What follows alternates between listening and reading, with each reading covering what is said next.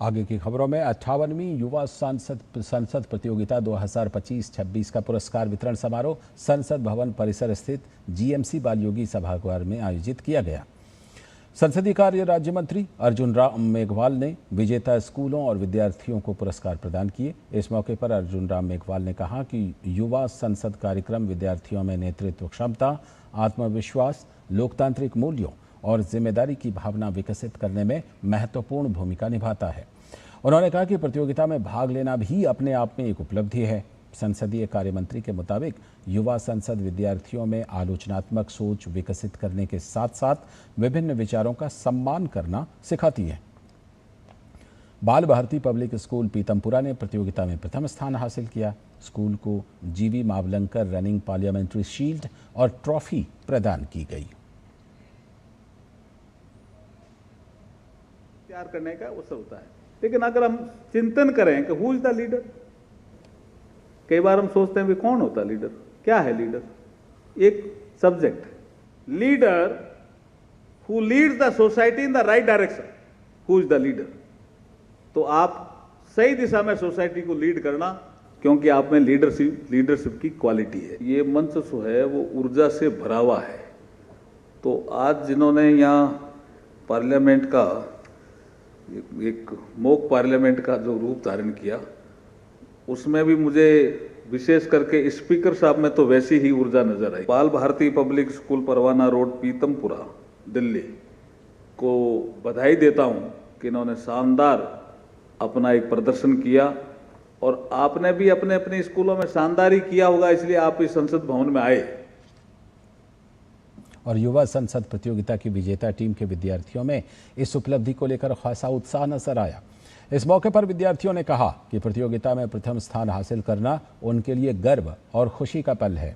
उन्होंने कहा कि युवा संसद के माध्यम से उन्हें संसद की कार्यप्रणाली, लोकतांत्रिक मूल्यों और विभिन्न मुद्दों पर अपने विचार रखने का अवसर मिला।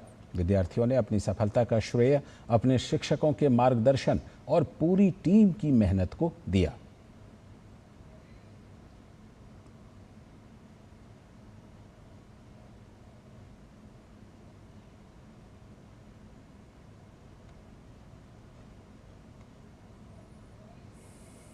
पार्लियामेंट्री एग्जीक्यूशंस में इतना कॉन्फिडेंस आया, इतना बड़ा स्टेज मिला है यूथ एडवोकेसी के लिए, अपने ओपिनियंस को स्टेज करने के लिए, समझने के लिए कि इस देश में डिसीजंस कैसे लिए जाते हैं। इतने बड़े मिनिस्टर्स के आगे परफॉर्म करना एक बहुत ही अमेजिंग फीलिंग है।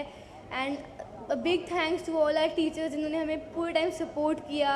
एक लीडरशिप क्वालिटी जो हमारे प्रधानमंत्री में है वो मेरे में भी आए और वो स्टेज पर भी दिखे, तो आशा करता हूँ आप सबको दिखी होगी। इस भूमिका से मुझे पार्लियामेंट की वर्किंग के बारे में तो पता चला ही है, और प्लस जो ऑपोजिशन का जो भूमिका है पार्लियामेंट में वो कितनी अहम है इसका भी पता चला है। आगे भी ऐसे पार्लियामेंट में पार्टिसिपेट करूं और पार्लियामेंट को और समझूं। It was a different experience and a whole new leadership role for me। मेरे को बहुत empowering लगा एक स्टेज पे चढ़ के अपने व्यूज़ प्रेजेंट करना, एक बिल पास करना। एक बहुत बड़ा मंच है, यहाँ पे आने का सौभाग्य मुझे प्राप्त हुआ है।